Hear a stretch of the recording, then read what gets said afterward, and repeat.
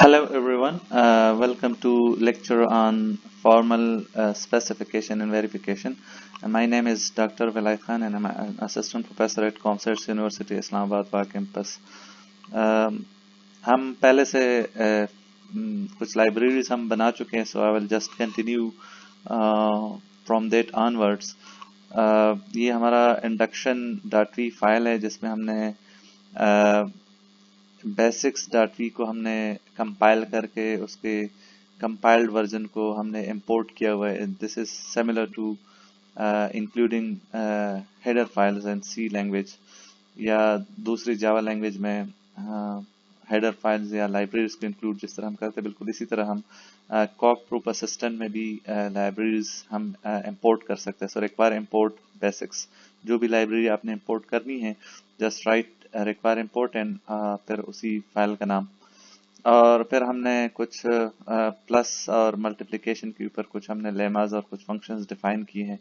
So last lecture में हम यही थे, मल्टीप्लिकेशन के ऊपर हमने ये थ्योरम बनाया था.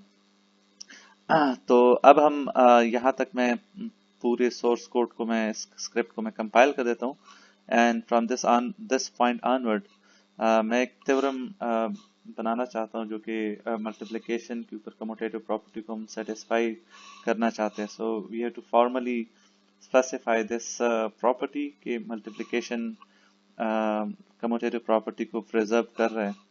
सो that is theorem multiplication commutative और आगे कॉलन लगा के फॉर ऑल एन एम अब टाइप नेट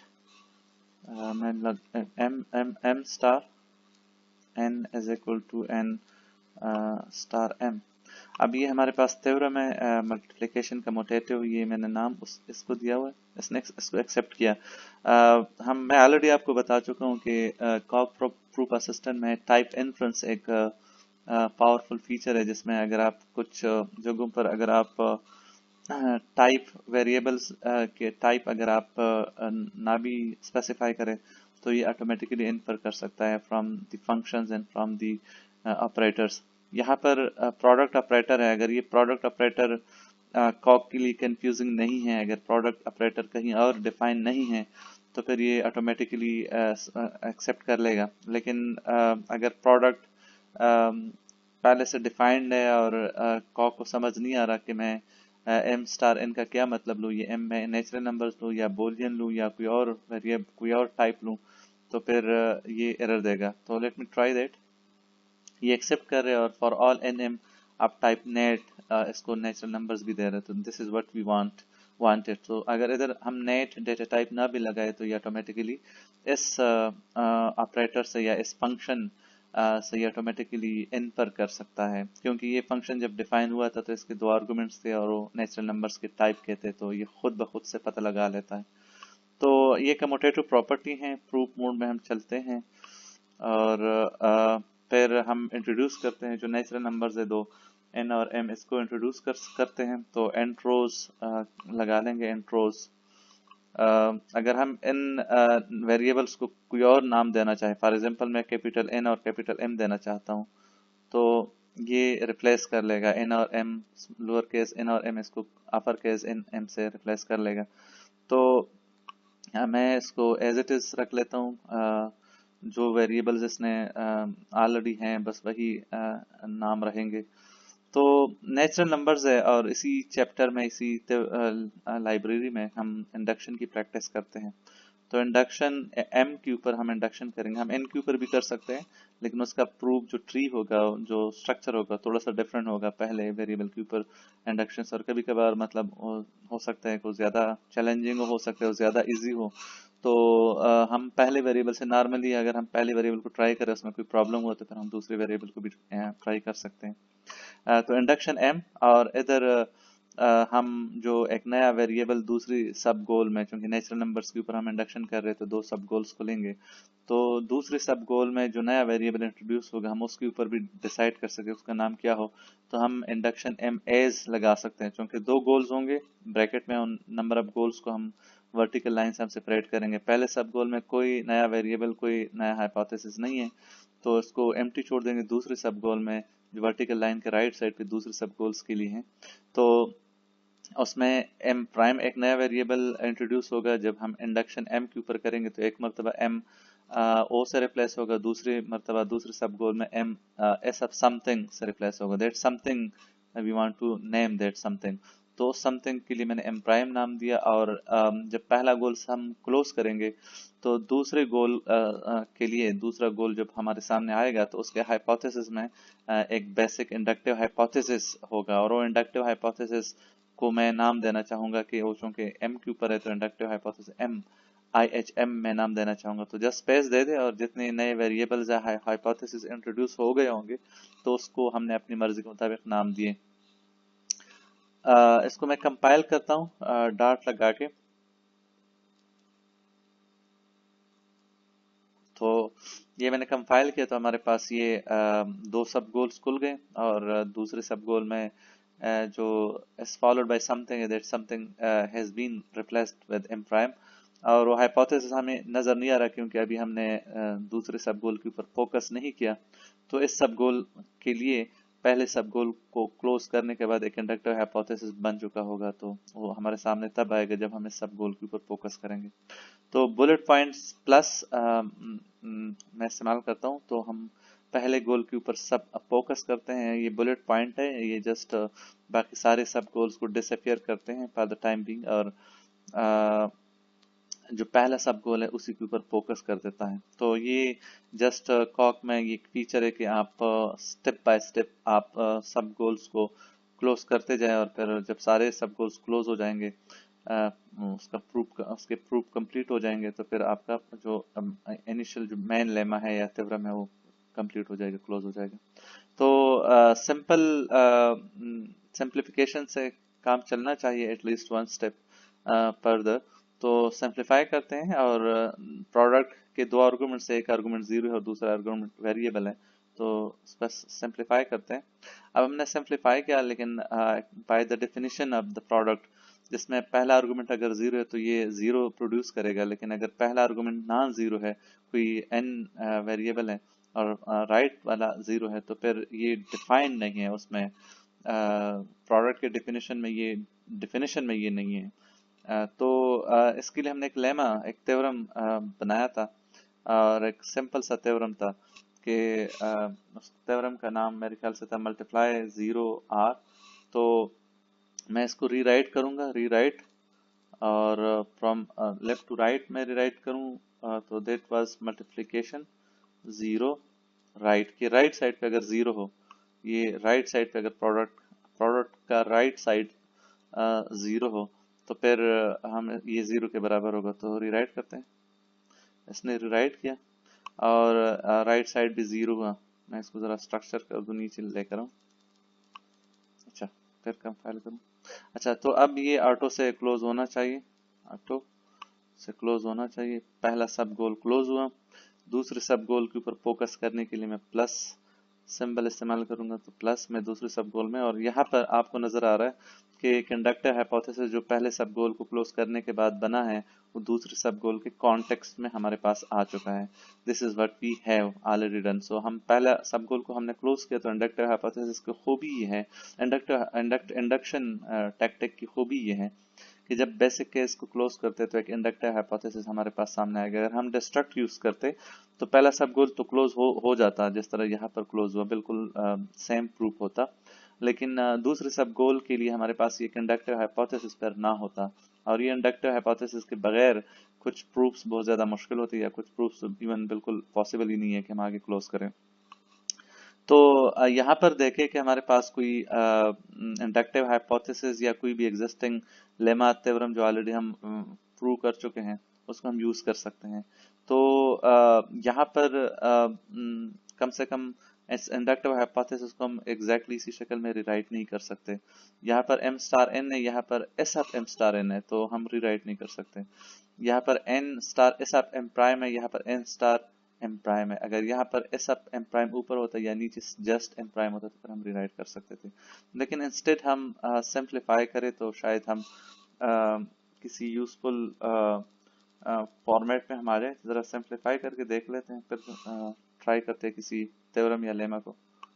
अच्छा, अब हमारे पास सिचुएशन ये है कि n plus m star n, तो m स्टार n है हमारे पास, तो यहाँ ऊपर भी m स्टार n है, नीचे भी m स्टार n है। तो हम रिराइट कर सकते हैं। रिराइट, मैं नीचे आ जाऊंगा, रिराइट IHM। तो मैं क्या करना चाहता हूँ, मैं फ्रॉम लेफ्ट टू राइट में रिराइट करना चाहता हूँ। यहाँ पर एरो नहीं है, लेकिन बाय डिफॉल्ट एरो का मतलब लेफ्ट टू राइट एरो ही होगा, कंसिडर होगा। तो m स्टार n है, तो m स्टार n रिराइट हो जाएगा, उसकी जगह n स्टार n की जगह n star m prime, n star m prime rewrite हो जाएगा। तो चले करते हैं, यहाँ पर m स्टार n की जगह n star m prime rewrite हुआ। अब हमारे पास ये सिचुएशन है, लेकिन अब भी हमारे पास लेफ्ट हैंड साइड और राइट हैंड साइड हम क्लोज नहीं कर सकते। ऑटो से ट्राई भी कर सकते हैं, चल देखते हैं, कुछ नहीं कर रहा ऑटो, तो we have to do something, हम खुद ही कुछ करेंगे, कुछ हैंड देंगे। हम ऑलरेडी एक थ्योरम इधर प्रूव कर चुके हैं और इसका नाम था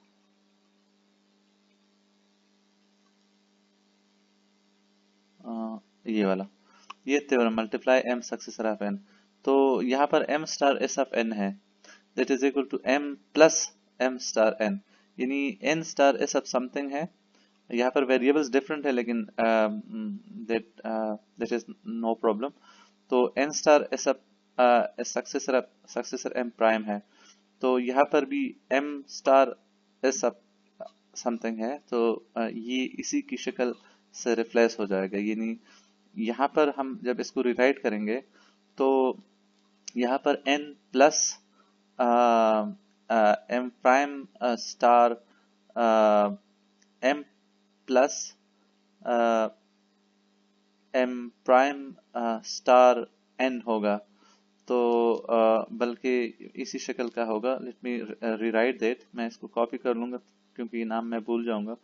तो मैं इसको कॉपी करता हूँ और from left to right rewrite करता हूँ, क्योंकि लेफ्ट साइड पे ये है और मैं चाहता हूँ कि इसी शक्ल से रिप्लेस हो जाए। तो ये खुद ब खुद को डिसाइड कर लेगा और वेरिएबल्स रिप्लेस कर लेगा। रीराइट और फ्रॉम लेफ्ट टू राइट में करता हूँ, इसी लेमा को करता हूँ, इसी थ्योरम को करता हूँ। जरा देखते हैं, ये मेरी अंदाजे के मुताबिक ये वाला चेंज हो जाएगा। जरा देखते हैं, ये चेंज हुआ और ये हमारे पास बिल्कुल एग्जैक्टली लेफ्ट हैंड साइड और राइट हैंड साइड बिल्कुल बराबर है।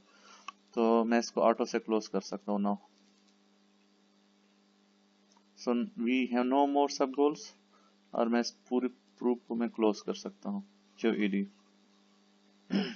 सो now we have an additional commutative property और मल्टीप्लिकेशन हम ऑलरेडी साबित कर चुके हैं। सो जिस तरह हमने ये मल्टीप्लिकेशन 0 R और multiplication M S of N ये हमने ऑलरेडी प्रूव कर चुके थे, तो हम इसको यूज हमने कर लिया और हमने ये कम्यूटेटिव प्रॉपर्टी का प्रूफ कंप्लीट किया। बिल्कुल इसी तरह हम कम्यूटेटिव प्रॉपर्टी, ये जो प्रॉपर्टी अभी हम साबित कर चुके हैं, हम इसी को रीयूज कर सकते हैं। Okay, so other lemmas, other theorems, theorem multiply plus distributive, distributive और राइट साइड पे डिस्ट्रीब्यूटिव है।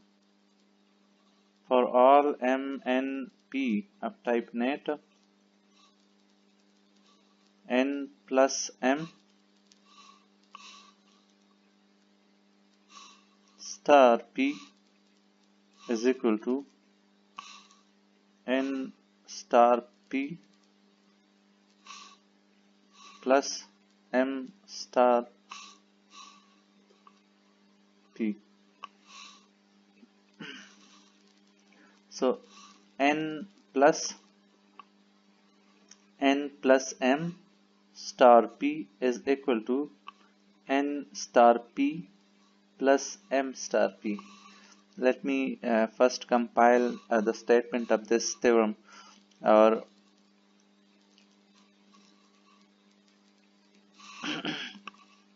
तो असल में ये डिस्ट्रीब्यूटिव प्रॉपर्टी है।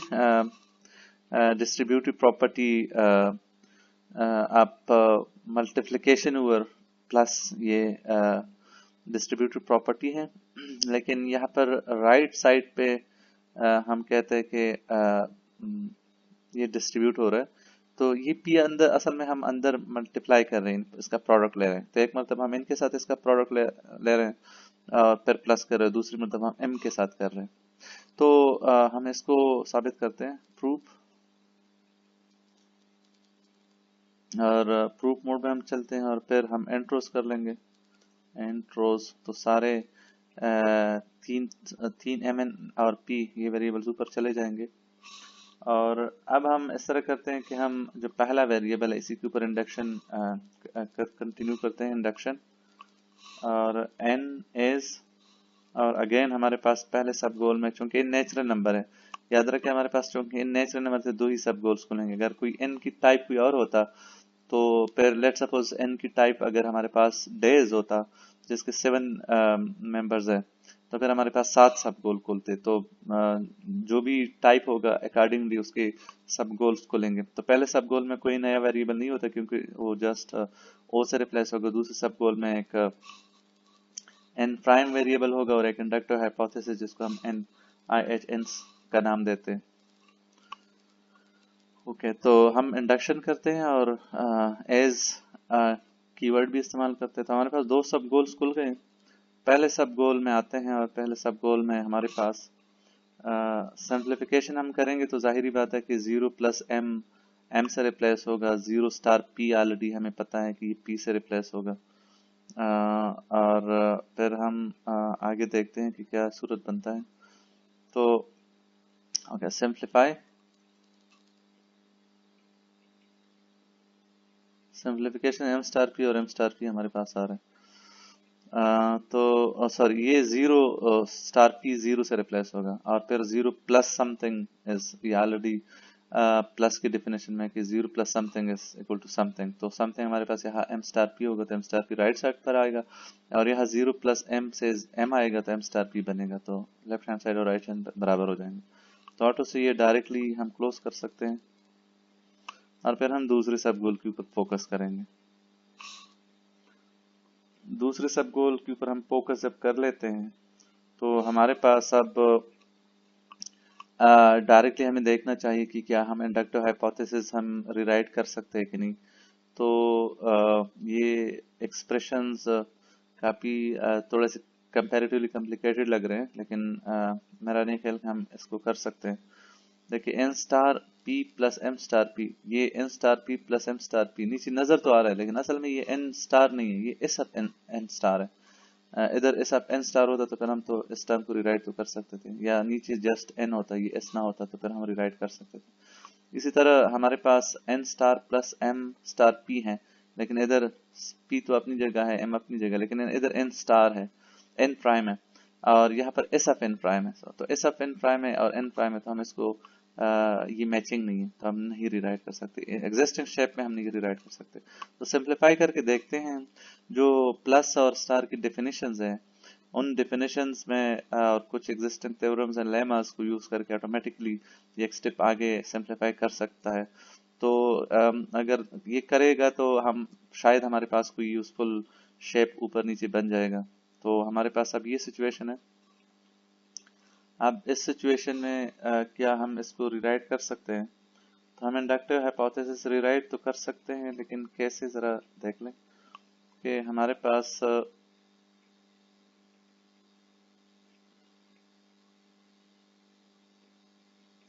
तो ये n स्टार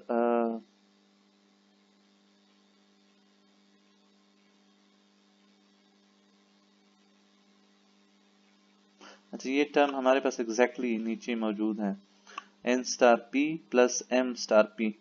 तो हम इसको रिराइट कर सकते हैं। तो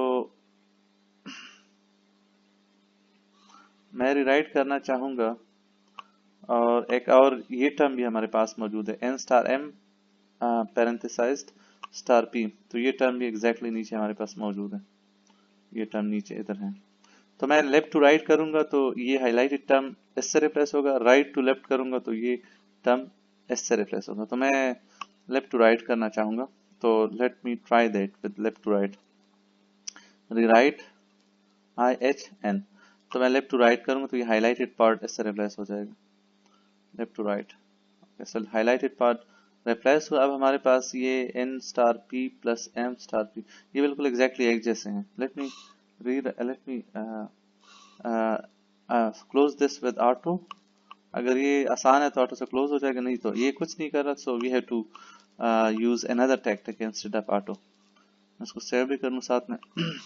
ओके तो हमारे पास ऑलरेडी प्लस के ऊपर एसोसिएटिव प्रॉपर्टी, ये p प्लस समथिंग है और ये p प्लस समथिंग है, लेकिन यहाँ पर क्या हम पैरेंथेसाइज्ड है और यहाँ पर पैरेंथेसिस नहीं है, तो इसको एसोसिएटिव प्रॉपर्टी कहा जाता है। तो हमारे पास ऑलरेडी एक एसोसिएटिव प्रॉपर्टी है, हम उसको रिराइट में करना चाहूंगा, रिराइट और प्लस एसोसिएटिव, प्लस एसोसिएटिव।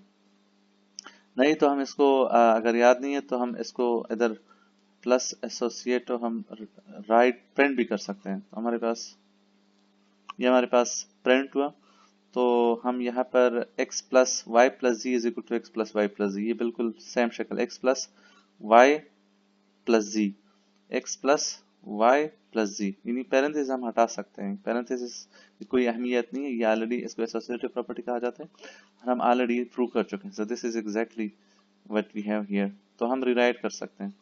तो ये जब मैंने रिराइट किया तो पैरेंथेसिस हट गए, क्योंकि this is what associative property says. तो अब हमारे पास ये बिल्कुल ऑटो से हम इसको क्लोज कर सकते हैं, और ये हमारे पास ये इस थ्योरम का भी प्रूफ कंप्लीट हो जाएगा। ओके तो अब हम एक और थ्योरम प्रूव करना चाहते हैं, over less than equality Boolean, less than equality Boolean, that is theorem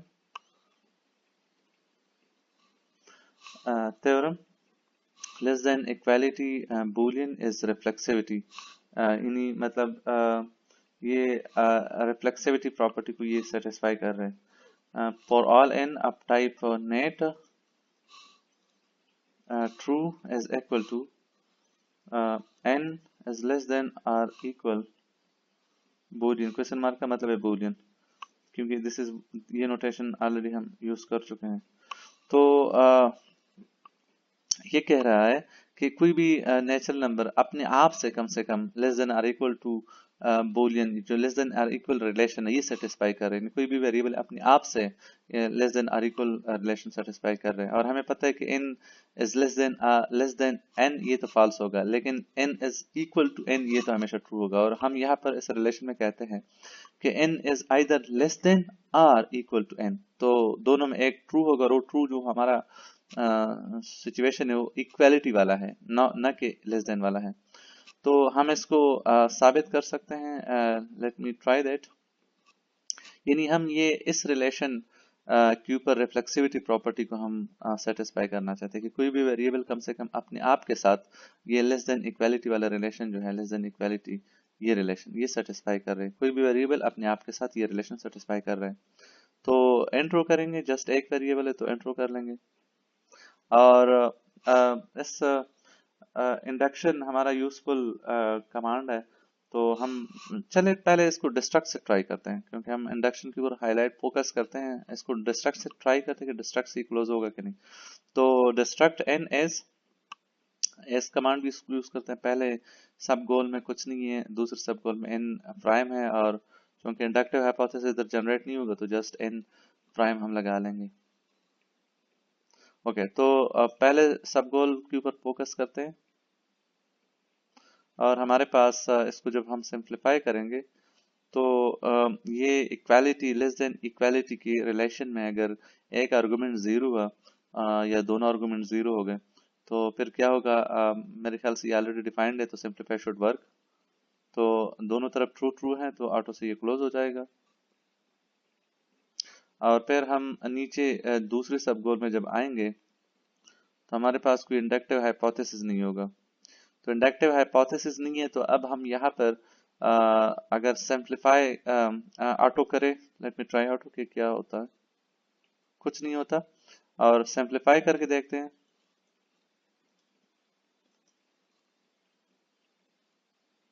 हमारे पास हम जहां से हमने स्टार्ट किया था एग्जैक्टली उसी जगह पर हम वापस आ गए। तो हम यहाँ पर फिर से डिस्ट्रैक्ट कर सकते हैं, डिस्ट्रक्ट एन प्राइम, पहले हमारे पास एन था तो एक लेवल हम अंदर चले गए और एन प्राइम में आ गए, और एन प्राइम को हम एज टैक्टिक यूज करके हम बिल्कुल इसी तरह कंटिन्यू कर सकते हैं एन डबल प्राइम, और चूंकि एन प्राइम है ऑलरेडी हमारे पास तो एन डबल प्राइम में लगा लेता हूँ। फिर हमारे पास सब गोल्स खुल गए। अब मैं माइनस इस्तेमाल करूंगा, सिंप्लीफाई करें और फिर ऑटो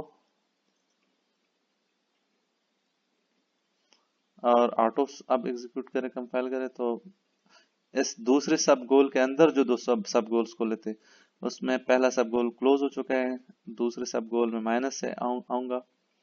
अब हमारे पास अगेन मैं सिंप्लीफाई कर सकता हूँ जिस तरह मैंने इसी स्टेज पे मैंने यहाँ पर सिंप्लीफाई यूज किया था।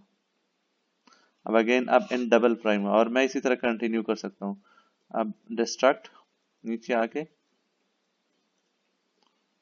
Destruct in double prime as, और मैं इसको कंटिन्यू करूंगा। अब आगे मैं ये ना खत्म होने वाला सिलसिला चलता रहेगा, मैं कभी भी डिस्ट्रक्ट के साथ इसी पैटर्न को कंटिन्यू करके मैं कभी भी क्लोज नहीं कर सकता, क्योंकि हम इनिशियली हमारे पास एन था, फिर एन प्राइम, अब डबल एन प्राइम, फिर ट्रिपल एन प्राइम होगा, तो ये खत्म नहीं होगा। तो destruct is not the right tactic हियर।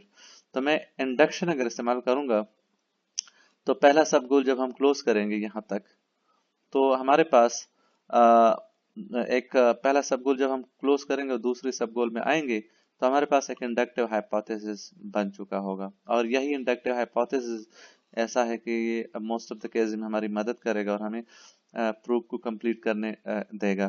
तो सिंप्लीफाई करें। अब हमारे पास ट्रू एग्जैक्टली ऊपर हमारे पास इंडक्टिव हाइपोथेसिस जो है एग्जैक्टली यही हमारे पास गोल है, तो मैं apply I H n prime भी कर सकता हूँ, apply I H n prime, ये भी डायरेक्टली कर लेगा, और रीराइट जिस तरह हम पहले करते थे वो भी हमारे पास इस गोल को क्लोज कर लेगा। सो अब हमारे पास गोल क्लोज हो चुका है, हमारा प्रूफ कंप्लीट हो चुका है, हमने ये साबित किया कि less than equality reflexivity property को सेटिस्फाई कर रहे हैं। अगेन अनदर थ्योरम 0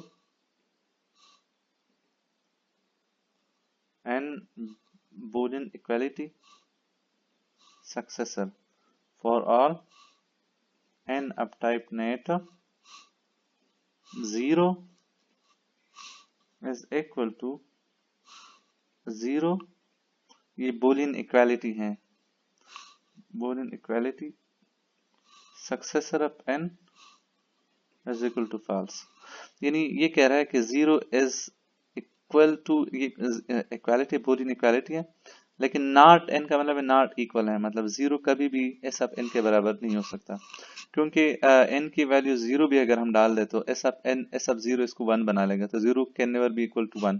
इसी तरह अगर एन की वैल्यू 0 हो सकता है, 1 हो सकता है, 2 हो सकता है, 3 हो सकता है, तो जो भी वैल्यू इधर डाल दें, 0 हम डाल रहे तो ये 1 बन जाएगा राइट हैंड साइड, तो ये 0 है, तो 0 इज इक्वल टू 0, ये बूलियन इक्वालिटी है, this should be equal to false. और फिर अगर हम n को 1 रिप्लेस करें तो एस ऑफ 1 ये 2 बन जाएगा, तो 0 इज इक्वल टू 2, नो, ये फॉल्स के बराबर होना चाहिए। तो ये कह रहा है कि 0 अब अगर आप s followed by any n करें तो ये हमेशा फॉल्स ही रहेगा। तो दिस इज द थ्योरम, इस थ्योरम को साबित करते for any natural number n, prove, और अगेन एंट्रो, एक ही वेरिएबल है तो एंट्रो मैं कर लूंगा। और अब हम इंडक्शन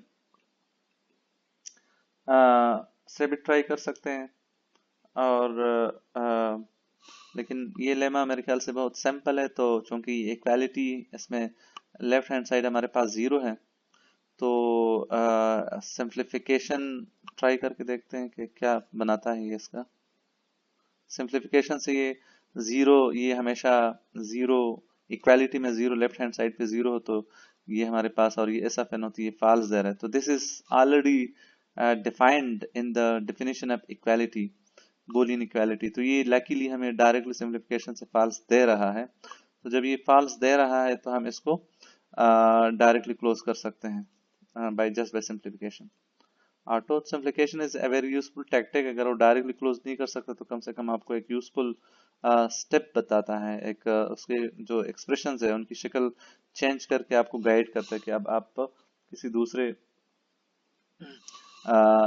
टैक्टिक को या लेमा थ्योरम को रिराइट कर सकते हैं। Okay, another theorem and b false or right for all b अब टाइप बूल। अब b की जगह कोई और वेरिएबल भी चूज कर सकते हैं, लेकिन क्योंकि b बूल टाइप का है तो b ज्यादा मुनासिब है।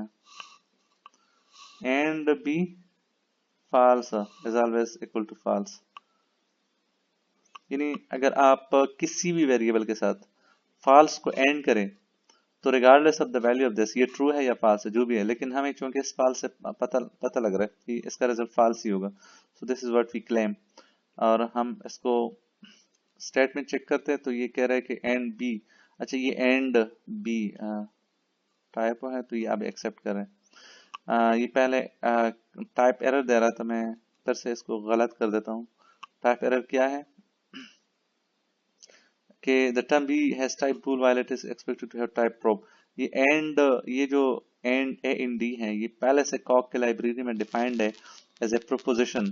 तो इसमें इसके जो आर्गुमेंट्स होते हैं ये बी प्रॉप है और ये भी प्रॉप है, प्रोपोजिशन है, लेकिन यहाँ पर हमने बी बूल डेटा टाइप का हमने इधर कॉक को बताया कि बी का जो डेटा टाइप है ये बूल है, लेकिन एंड का पहले से पता है कि एंड का जो दो आर्गुमेंट्स है वो प्रोपोजिशन के टाइप के होंगे, लेकिन यहाँ पर हम बी बूल टाइप का दे रहे हैं तो मिसमैच है, टाइप मिसमैच है, तो दैट्स व्हाई ये एरर दे रहा है।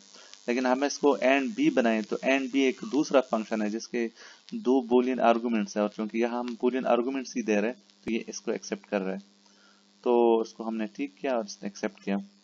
प्रूफ मोड में चले जाएंगे।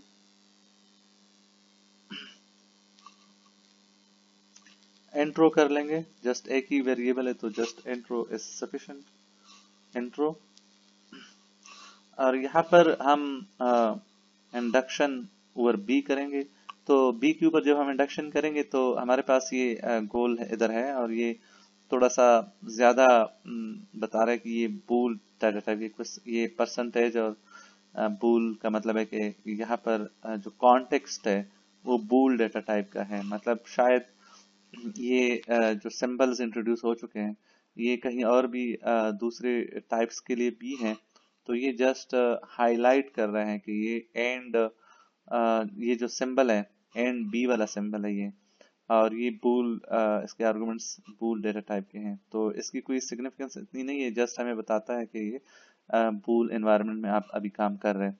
तो जब हम बी के ऊपर इंडक्शन करेंगे तो इसके चूंकि बूल डेटा टाइप का है और बूल डेटा टाइप के हमारे पास दो ही इसकी वैल्यूज है ट्रू एंड फॉल्स, तो ये एक में ट्रू होगा दूसरे सब गोल में ये फॉल्स होगा, दो सब गोल्स एक में ट्रू है दूसरे में फॉल्स है।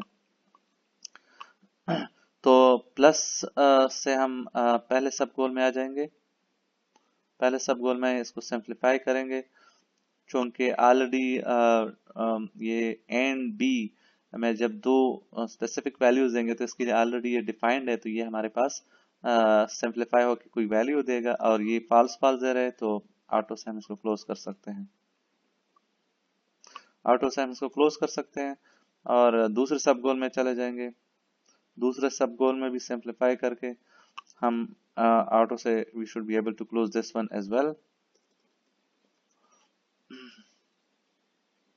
और ये हमारे पास नो मोर सब गोल्स।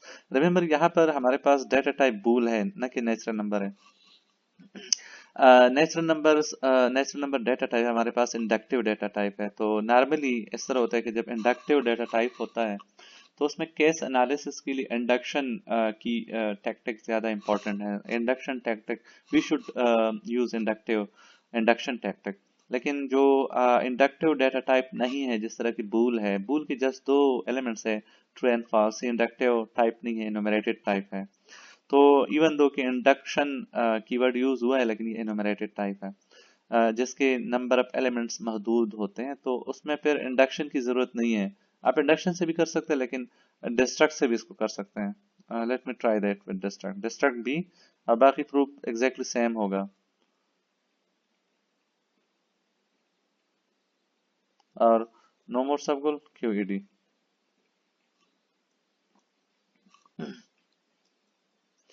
अच्छा, ये थ्योरम भी कंप्लीट हुआ। अब एक और थ्योरम करते हैं, theorem plus BLE, Boolean less than equality, और कंपैट 1। यहाँ पर भी प्लस अंडरस्कोर है, यहाँ पर भी प्लस अंडरस्कोर है। For all NM, for all NMP, अब type nat n is less than or equal to boolean equality m is true। अगर ये ट्रू हुआ तो फिर this implies that, मैं ये नीचे कर लूंगा, implies that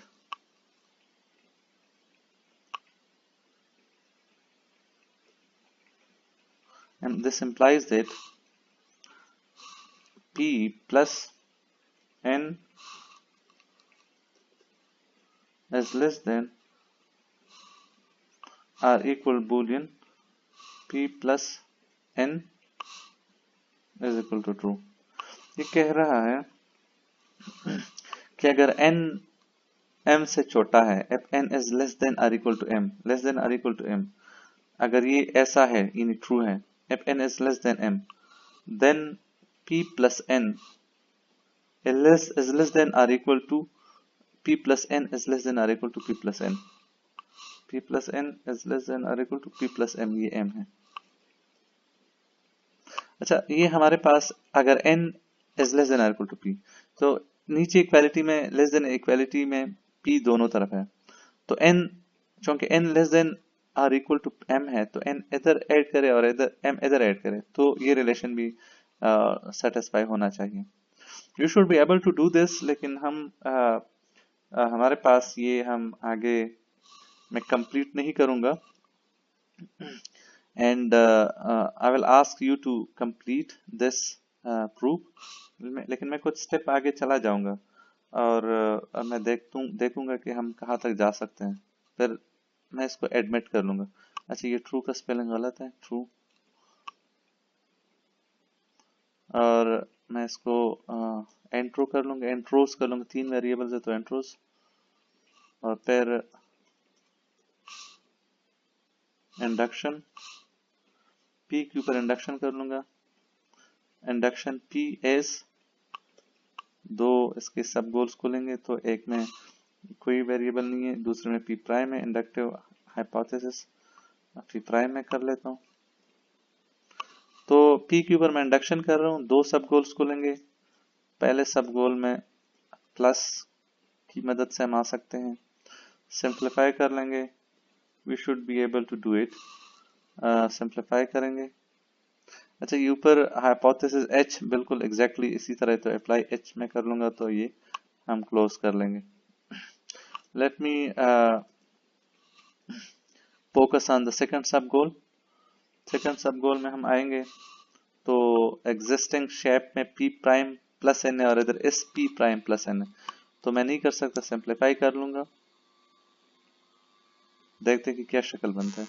p prime plus n, p prime plus, ये बिल्कुल एग्जैक्टली वही गोल है, तो मैं इसको अप्लाई h कर लूंगा, apply i h p prime में कर लूंगा, तो देखते हैं कि ये एक्सेप्ट करता है कि नहीं। ये कर रहे हैं, नो मोर सब गोल्स, तो चलिए आसान है, तो हम इसको एडमिट नहीं करते बल्कि क्लोज करते हैं।